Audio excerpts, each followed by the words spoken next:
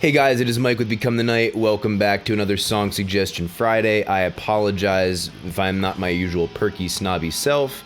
I'm feeling a little under the weather this week, so I'm drinking tea and trying to keep my voice a little lower. This is the show where you guys put your suggestions in the comments below. You suggest songs for me to listen to. I give you my feedback on them. You guys put your suggestions down there. I pick from them. I throw them in a poll on Patreon, and the patrons vote on them. If you would like to vote on that poll, you can go to the link in the description of my Patreon, pledge $5 or more a month, and you can take part in that poll. Patrons vote. I take the top ones. I listen to them. I give you guys my feedback, my opinions, just whatever's going on in my brain at the time, which right now isn't a whole hell of a lot. I grade them on a plus, equal sign, or minus sign, dependent upon whether or not I would actively seek the song out again. Minus sign being I would get the hell away from that song at all costs. Let's begin. Spit Out the Bone by Metallica. That's a big, emphatic intro and a very, very crisp mix. I really like the way those drums sound. That intro riff is actually pretty cool. It's getting closer to their thrash roots. I'm honestly not a fan of the vocal melody at all in this song, though I will say the vocal performance is good.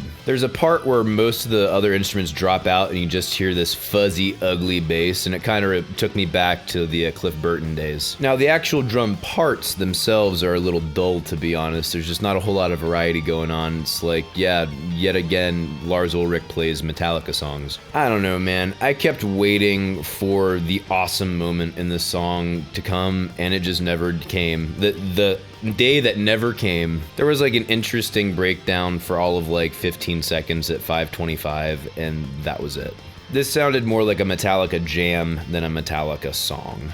They just don't seem as melody-driven as they were back in the day. It's more lots of riffs with not a whole lot to say. Total grade for this song, equal sign. Piano Man by Billy Joel. This is the sing-along classic. The walking bass line in the piano and eventually gets joined up by a bass guitar. It gives the feeling of a jaunt. This is a song about the old public house before jukeboxes were ever a thing. There was the guy who was on the piano and knew all the songs that you loved. He was the life of the party and the member of the family. The song is kind of reminiscent on multiple levels because it wants to take you back to that time, to a time that was simpler, but it's also reminiscent because it takes you back to when that song was actually popular. And the song is also reminiscent because it takes you back to like the memories of being in your public house.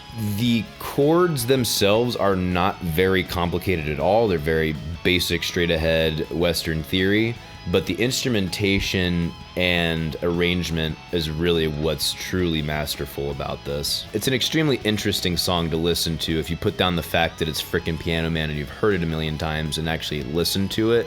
Not to mention the dynamic between the quieter verses and then the louder, more bombastic pre-choruses and choruses. It's good shit. Total grade for this song, plus sign. Deer Dance by System of a Down. Song is so weird. Like, part of me really loves it, but it's just atypical as hell. I really, really dig the chorus in this. I mean, the riff is like stupidly simple, but mixed with the vocals, it's really good. Very effective. And that bridge was very unexpected too. Kind of more quiet, acoustic, and melancholy. Kind of gives a nice counterpoint to the rest of the song. I'm really not sure what the song is about, but if it is what I think it's about, then I would say that they actually kind of draw from two separate emotions about the same story, and I think that's pretty cool, at least musically speaking. I've already talked about how I like Serge's voice. I've already talked about the mixing and production of Sode. They really don't go outside the box very often on their production. Sode is just a good break from the monotony of life. Very good. Total grade for this song, plus sign. Natural Science by Rush. Has a nice calm intro with acoustic guitar, some vocals, and some ambient sounds. I actually really like the way that part is mixed with the exception of the acoustic guitar, but I understand that was for effect. It's just a personal preference. I would like it a little crisper and cleaner, and they wanted it to sound far away. The song really doesn't start hitting the sweet spot for me until 3 minutes in. That 7 feel riff just never really did it for me. And Geddy Lee's vocals seem pretty fragmented throughout most of the song, at least rhythmically speaking. Now the part around 3:55 is cool and it goes right off into this epic Alex Lifeson solo. I was also digging the bass line around 5:09, but why is the bass guitar lacking so much depth in its tone? It is very thin. For me, it takes away from the enjoyment of the part. And to be honest, I really didn't care for the second guitar solo. It just kind of felt like a mess. The song in general just felt too fragmented to me with no real culmination. I don't know if this is supposed to be part of a bigger story or not. That's just my first impression. Maybe it was intentional, or maybe I'm just missing it, but whatever. Total grade for this song, $. I'm going to butcher this pronunciation. Tu Dir Weh. Ugh. Tu Dir Weh. I can't do it. Tu Dir Weh. I think. By Rammstein. Fuck the pronunciation. Sorry, my German audience. I really dig the soft synth intro, and then it gives you a deceptive feel that kind of changes into a triplet feel once the actual riff kicks in. The verse is okay, and the main riff and the chorus are groovin', but not groovin' enough to carry the song. And the chorus melody line would be better if it was sung by someone else. I appreciate what Till does. I appreciate how they were trying to write this song. I just did not feel like he was able to execute to what they were trying to bring to life. The production is very good as always. Big, beefy guitars, and the bass just has no room to be on its own ever. The drums are compressed, but not too hard, with the typical metal boosts on the kick on the low end, and then between 2 and 4K. Really not much else to say about this. Total grade for this song, $. No Grave But the Sea by Alestorm. A very cool drum intro, and then it goes into this kick-ass guitar riff. Now, the horns were a weird choice to put into this song. I understand it's for effect, but it's really threw me off for a second. The drum, bass, and guitar mix, the way that they mix those together is fucking excellent. It gives you a huge punch to the fucking face. Feels great. And that kick sound is so fabulous and so deep. It has a nice thud. I think this band might be growing on me. I mean, they are nonsensical as hell, but I don't care. You feel like a badass. There's really not a whole lot to this song. They got the standard but gallopy riffs. The drums and the bass match that riff, and the vocals are just there because they need vocals. It's fun. Total grade for this song, +. N.I.B by Black Sabbath. Got that 70s stoner wah bass in the beginning, which instantly dates this song. It's also totally unnecessary. This is one of the most classic riffs in rock history, hands down. I am typically not a fan of the riff and the melody following each other, but in this case it works. And the chorus of this song always gets stuck in my head. It has a fantastic melody.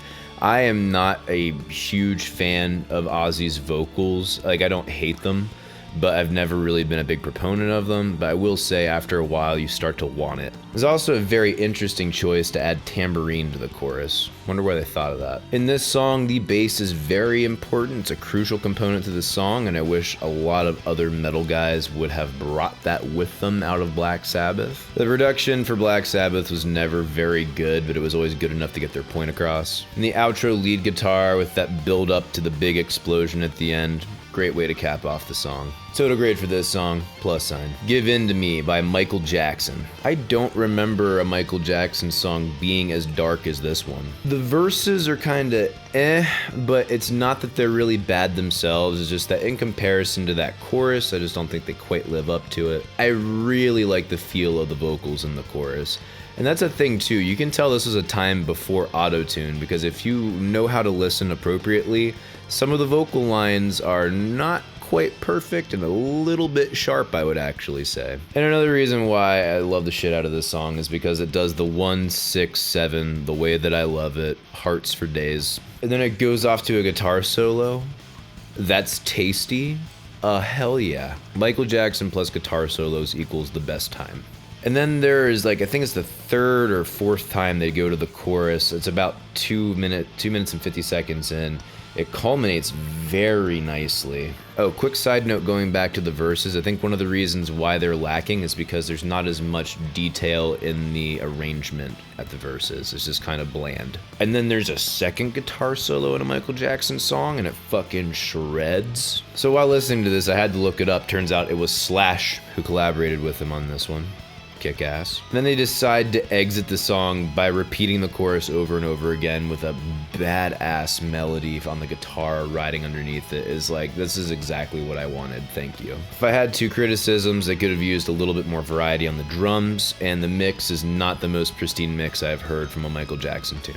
Total grade for this song, plus sign. Empire of the Clouds by Iron Maiden. You don't hear piano very often in an Iron Maiden song, let alone a cello and a violin. It is a nice intro, though I would have backed off the bass guitar and just done whole notes instead of trying to ride along with that. It really just does not help the flow of the song. Not to mention, you could use the depth of that bass to really drive home more emotion, in my opinion. Bruce has lost a lot in his voice. That poor guy, I feel so bad for him. So this is about where I start journaling how long it took versus how bored I was. Let's start here. The verse is very long, took 4 minutes to get to where 2 minutes should get me. I get that they're telling me a story. The music is good, but not good enough for this much prolonging. I bet Billy Joel would have done it better. Snap. 7 minutes in, and I'm really unimpressed with the guitar and the drum parts. They're just kind of fucking boring. Though right about there is where we finally get some life in our song that repeats itself over and over again. They find like a semi-interesting riff or lead guitar line and just repeat it for fucking days. It's like, oh, we're starting to modulate it now? Oh my goodness, this might go somewhere. I was fooled again. Okay, into it 9 minutes now. Still unimpressed and kind of bored. The guitar solo came precisely when I expected it to come. I mean, it's like, if you've listened to a number of long Iron Maiden songs before, you felt it coming. And that's basically where I started to tune out, man, honestly. Like, it just wasn't worth going any further. I love Iron Maiden, but this song is truly a mess, man. They were trying to go for a magnum opus, and instead we got the Alzheimer's medley of riffs. Total grade for this song, minus sign, just because there's no fucking way I would ever make it the entire way through this song again. It was such a fucking trudge. It was like, if anyone has read The Hobbit, it was like trying to walk through fucking Mirkwood Forest. 18 minutes of fucking bullshit, please. Wish I Had an Angel by Nightwish. The girl and the guy both have great voices. I really like the male versus female vocal dynamic going on. They have some huge fucking guitars that actually have a very similar timbre to Rammstein guitars. And I've listened to a decent amount of Nightwish before. I was not expecting sampled drums at all, let alone a dirty, dirty bass guitar. I'm much more used to the classic symphonic metal Nightwish. This song kind of feels like Euro dance beat metal, which is just bizarre. If it were another band, I might enjoy it more, but even then, just like the way that the vocals are sung in more of a classical style really instantly conflicts with the electronic thing for me. I will say the production is nice and thick and it sounds fucking great. And the beginning of the bridge had me throwing up some devil horns. Not a whole lot here otherwise. What really killed this for me more than anything was the contrast between the vocals and the Euro dance beat shit they were going for. Just felt weird. Total grade for this song, equal sign. And now it is time for my suggestions. My first suggestion for you this week is Elektra by Refused. This, I guess, is what they call art punk or some variety of hardcore punk. The song is kick-ass, and if you've ever listened to punk before, it's probably not what you're expecting. If I like it, and it's punk, it's probably good. My next suggestion for you is Follow, or the first movement of the Odyssey by Incubus off the Halo 2 soundtrack. There are 4 separate movements in here, which are all kind of like jazz ventures that Incubus does over that entire soundtrack, and this one's probably my favorite. This one is the least jazzy, least venture-y of them, but it's a hell of a lot of fun. I recommend listening to all of them. And my last suggestion this week is I Disappear by My Chemical Romance. This is a song that I grew up on when I was a teenager in my later years of high school, and it just like feeds my inner teenage angst so hard. The album The Black Parade, I think I've said before, is a fantastically produced album, like ridiculously good. Whoever was working with them on writing their songs did amazing. And this song is probably possibly my favorite on that album. That is it for Song Suggestion Friday. Thank you guys so much. Leave your suggestions in the comments below. If you'd like to take part in the Patreon poll, go to the link in the description, pledge $5 or more a month, and you can take part in the Patreon poll. Or you can go to my merch store, buy some merch if you don't feel like doing a rolling pledge. You can also follow me on Facebook and Twitter at Become the Night. Thank you guys so much for watching. See you in the next video. Rock on!